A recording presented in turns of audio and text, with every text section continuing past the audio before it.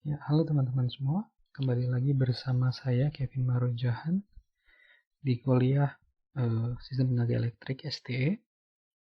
Hari ini kita akan membahas load flow Newton-Raphson. Setelah sebelumnya kita telah membahas load flow DC dan juga solusi load flow dengan menggunakan metode Gauss-Seidel. Nah, sebelumnya kita bahas lagi, kita review kembali load flow problem, di mana kita tahu kita mempunyai fungsi atau matriks I sama dengan Y dikalikan V. Ya, matriks yang secara general udah kita bahas sebelumnya, bentuknya seperti ini. Bentuknya adalah I sama dengan Y bas dikalikan V, di mana fungsi ini sebetulnya berasal dari KCL, Kirchhoff Current Law, yang mengatakan bahwa sigma arus masuk sama dengan sigma arus keluar. Di sini arus masuk itu yang kita sebut sebagai arus injeksi. Ya, misalnya di sini I1 adalah arus injeksi. Dan kita bisa membuat Y-bus dengan melakukan membuat persamaan KCL. Ya, karena ini arus injeksi, arus masuk, berarti kita mencari persamaan sigma arus keluar sama dengan 0.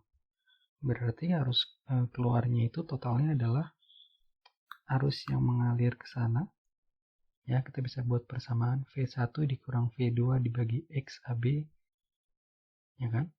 Ditambah yang ke sana, berarti V1 min V3 dibagi XAC, ditambah yang ke sana.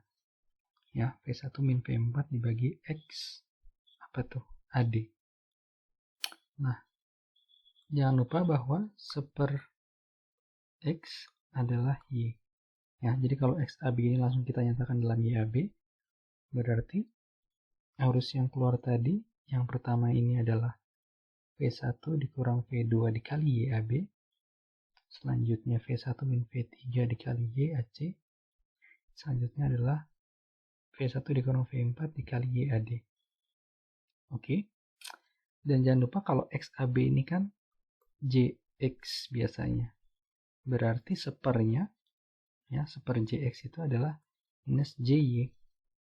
Ya, jadi AB itu biasanya nilainya negatif. Sehingga kita lihat di sini, nanti kalau kita bentuk matriks Y-nya, biasanya yang diagonal nilainya negatif. Negatif sesuatu, sementara yang non-diagonal nilainya positif nantinya. Ya, kembali lagi berarti nanti si yang diagonal ini, yang diagonal di sini, isinya adalah penjumlahan dari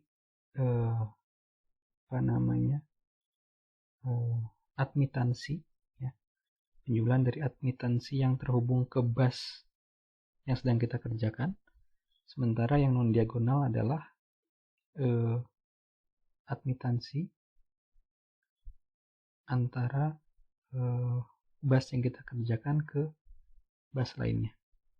Oke, misalnya di sini AB berarti yang kedua ini adalah admitansi antara bus 1 dan bus 2. Nah, kita kembali lagi, berarti arus injeksi I ya, I pada bus I sama dengan YI1 V1 tambah YI2 V2 tambah YIN VN. Ini sederhana aja kalau kita punya I sama dengan Y dikalikan V, maka kalau kita ambil katakanlah baris pertama, berarti nanti ada I1 katakanlah di sini, berarti YI1, YI2 selanjutnya, di kanan ini ada V1, V2 seterusnya sampai VN, sehingga persamaan ini bisa menjadi seperti persamaan yang di atas, ya, dimana I adalah arus injeksi, sementara kemudian persamaan daya AC itu S sama dengan V dikalikan I konjugat. Jangan lupa ada konjugatnya di situ. Sehingga kalau kita turunkan, bisa kita pisahkan menjadi komponen real dan imajiner, di dimana komponen realnya itu adalah daya aktif, komponen imajiner adalah daya reaktif. Dari situ kita bisa menurunkan persamaan P dan Q masing-masing untuk jumlah busbar sebanyak N busbar. Ya, dari persamaan ini kita bisa menurunkan, ya, yang di bawahnya ini kita pisahkan antara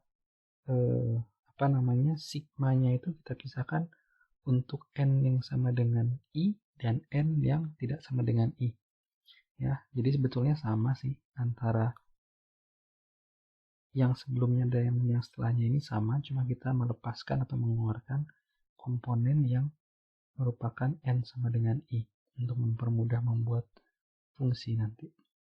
Nah, Loss-Lagrange itu sendiri konsepnya mirip dengan yang DC ya. Kalau DC itu Loss-Lagrange hanya punya komponen dP/dV. Sementara sekarang ada dP/dV, dP/d delta, dQ/dV, dan dQ/d delta.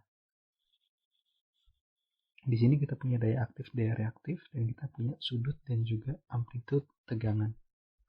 Sama, yang di sebelah kiri itu adalah mismatch, yang di sebelah kanan adalah correction, dan kita akan mulai iterasi dengan mengasumsikan nilai delta dan nilai V pada setiap busbar. Jadi kita memberikan asumsi. Ya, nanti setelah asumsi itu dilakukan, kita bisa memperoleh nilai-nilai pada matriks ini, matriks Jacobian. Dan juga kita bisa nanti menghitung berapa sih koreksi yang harus digunakan pada iterasi selanjutnya. Karena di mismatch ini juga bisa kita hitung dari asumsi delta dan V yang kita hitung ya. Kalau kita punya asumsi delta dan V, kita tahu P scheduled. P scheduled ini artinya P ataupun Q ya. Ini bukan hanya P scheduled kurang P calculated, tapi Q scheduled dikurang Q calculated juga. Tapi yang scheduled itu adalah yang seharusnya diinjeksikan pada bus tersebut. Jadi scheduled itu bisa diketahui, calculated adalah P dan Q yang dihitung berdasarkan asumsi V dan delta. Oke, jadi kita menggunakan inverse saja, berarti kan nanti kita bisa memperoleh koreksinya, dan koreksinya kita gunakan untuk iterasi selanjutnya. Nah, ini misalnya contoh sederhana, 2 busbar, kita tahu di busbar pertama itu 1 sudut 0 derajat, di bus kedua ada beban yang menyerap daya sebesar 1 ditambah J 0,75, jadi ini P dan Q ya, tambah JQ, yang diserap bukan diinjeksi, hati-hati, karena injeksi artinya P dan Q yang dimasukkan ke busbar tersebut.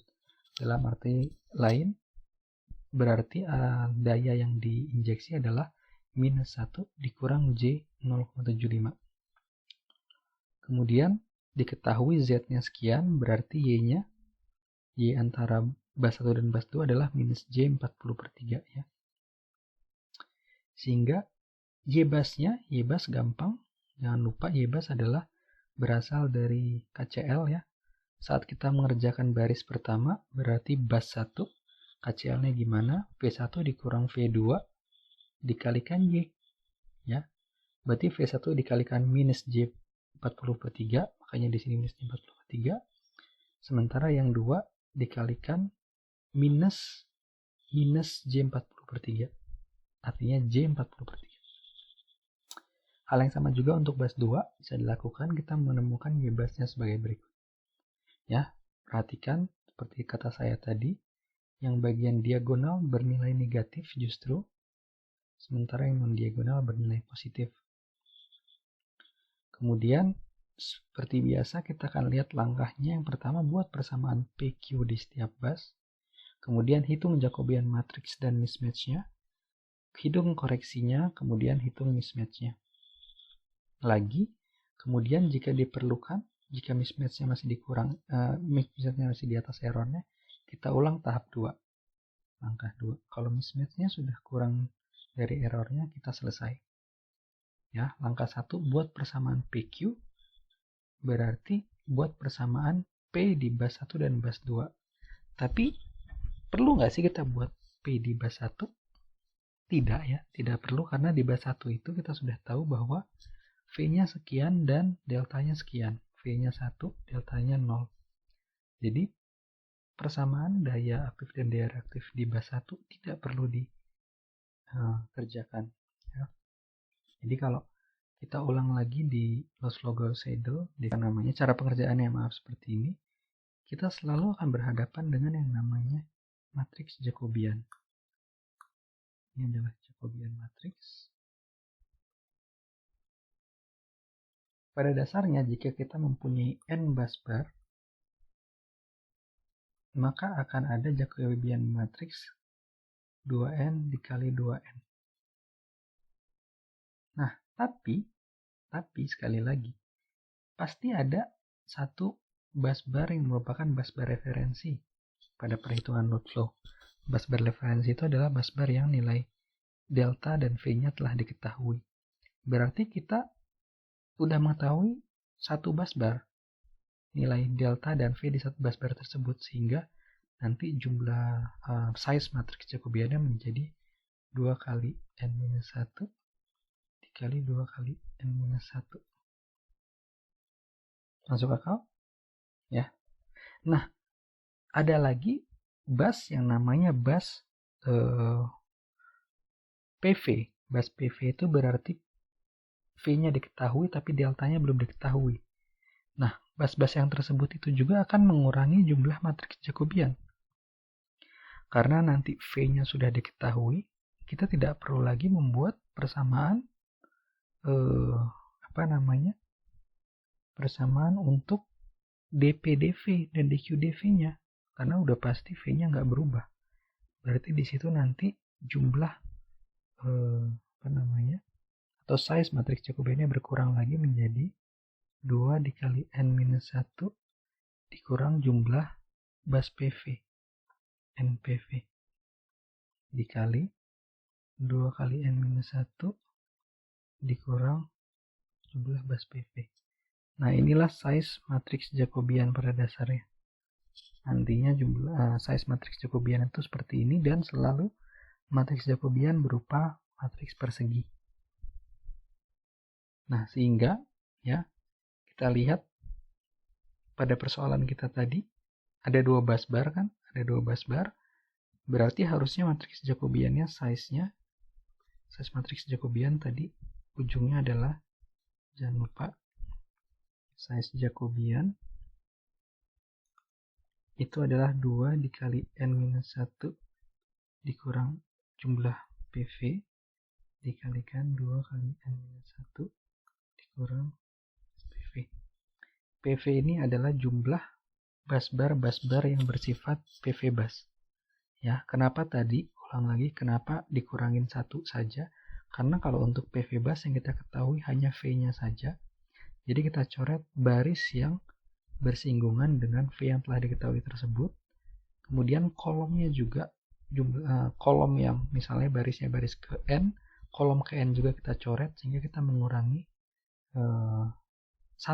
Hanya kalau ada bus PV kita mengurangi 1 bus PV, kita mengurangi 1 size pada Jacobian matriksnya.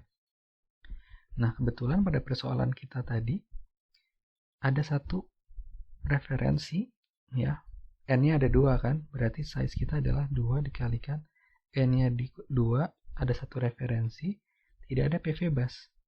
0 dikali 2 dikali 2 kurang 1 dikurang 0. Berarti size kita adalah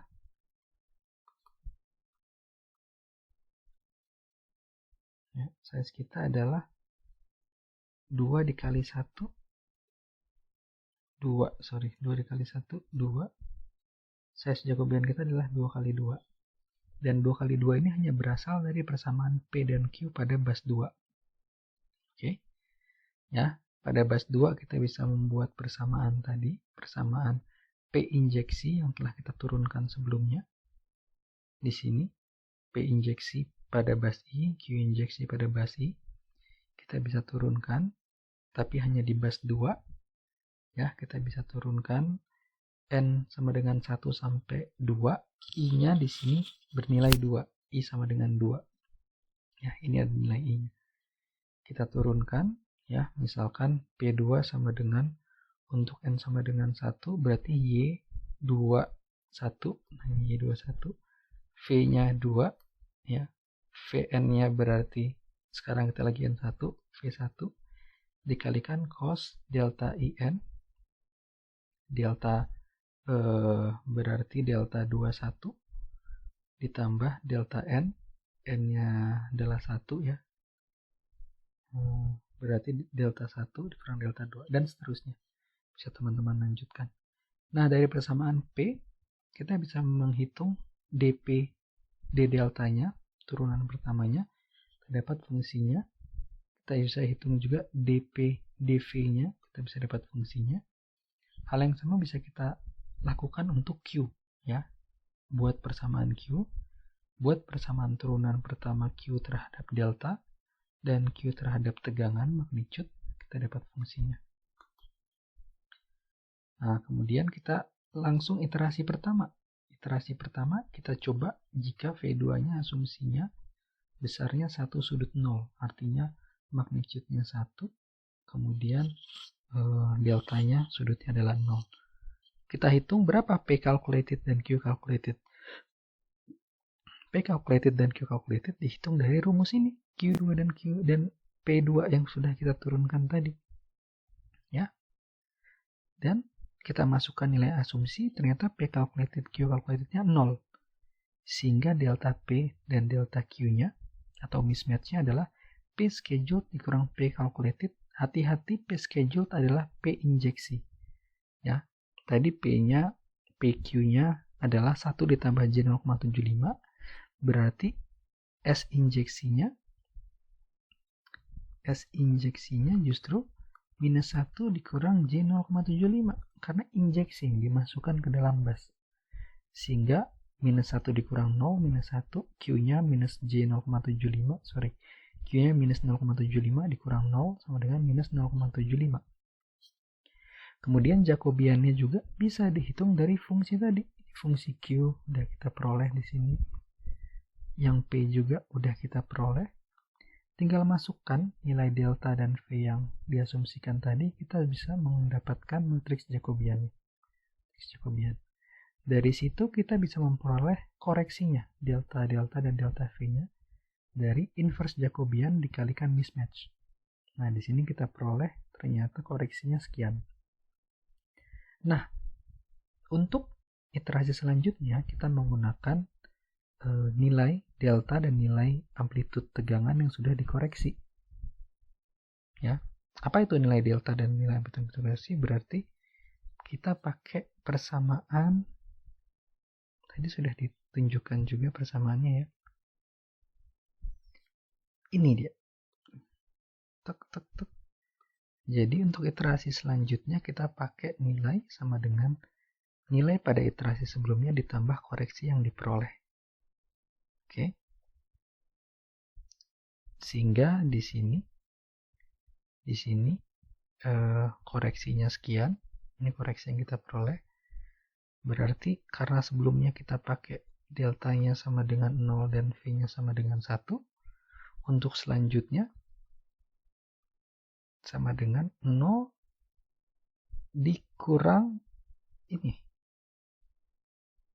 0 ditambah ini. 0 ditambah minus 0,075 sama dengan minus 0,075. Untuk V-nya berarti 1 ditambah itu. 1 ditambah minus 0,05625 sama dengan 0,94375. Inilah nilai yang kita gunakan untuk iterasi selanjutnya. Oke. Kita hitung dulu mismatch-nya. P calculated, Q calculated dengan rumus yang sudah kita turunkan tadi. Jangan lupa rumus ini nih. Q sama dengan sekian, P sama dengan sekian. Ini ada rumusnya.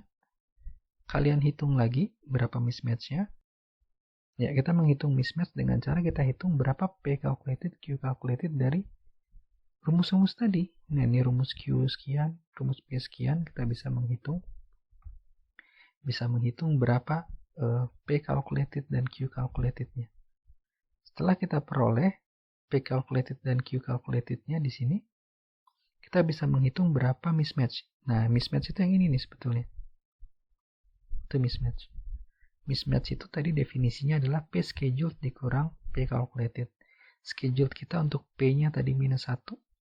Nah, minus 1 dikurang minus 0,94287 nilainya sekian. Untuk Q-nya tadi minus 0,75, minus 0,75 dikurang ini, kita dapat mismatch Q-nya sekian.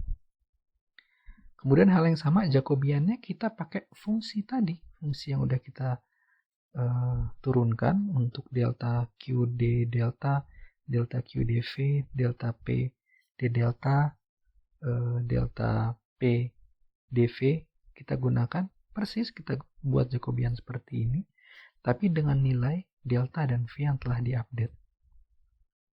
Nah, Jacobiannya kita peroleh seperti ini. Seperti biasa,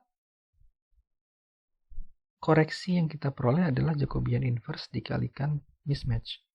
Kita peroleh, ini adalah koreksinya. Koreksinya berarti untuk iterasi ketiga sekarang, iterasi ketiga kita menggunakan delta yang sudah dikoreksi lagi.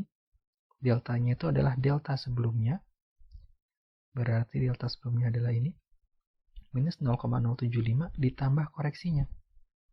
Ditambah minus 0,051. Ini adalah ini. Untuk V juga seperti itu. V pada iterasi sebelumnya tambah koreksi nilainya sekian. Sekarang kita cek mismatch-nya. Kita cek calculated P2 sekarang berapa, Q2 berapa dengan nilai delta dan V yang telah kita hitung. Kita peroleh sekarang P2 calculated-nya 0,99951, Q-nya minus 0,7484. Ini kan sudah mendekati P scheduled dan Q scheduled. Jangan lupa sebelumnya tadi P2 scheduled kita adalah minus 1, Q2 scheduled kita adalah minus 0,75. Sehingga bergantung dengan error yang kita harapkan, misalnya kalau kita mengharapkan error di sini, error kita adalah 0,01 per unit, maka kita sudah konvergen karena kita lihat di sini ya, mismatch yang kita peroleh itu sudah di bawah 0,01 per unit. Sehingga kalau kita katakan ini sudah memuaskan untuk kita, mismatch-nya sudah kurang dari error yang kita harapkan, bisa kita katakan solusinya sudah konvergen. Dan delta yang diperoleh sekian, V-nya sekian. Semuanya dalam per unit ya. Deltanya dalam per unit, V-nya dalam per unit, dan deltanya dalam radian. Oke. Dan kalau teman-teman hitung, ini hasil yang sama, hasil Newton-Raphson dan Gauss-Seidel, itu nilainya sama, konvergen ke nilai yang sama. Nah, itu kurang lebih untuk kuliah lanjutan Ludlow. Yang perlu diperhatikan di sini adalah bagaimana cara membentuk persamaan P, Q, kemudian membentuk matriks Jacobian, kemudian pelajari lagi mengenai size atau dimensi matriks Jacobian, dan juga pelajari tentang bagaimana konvergensi sebuah perhitungan metode Newton-Raphson. Mungkin itu dulu untuk kuliah kali ini. Terima kasih atas perhatian teman-teman. Selamat belajar.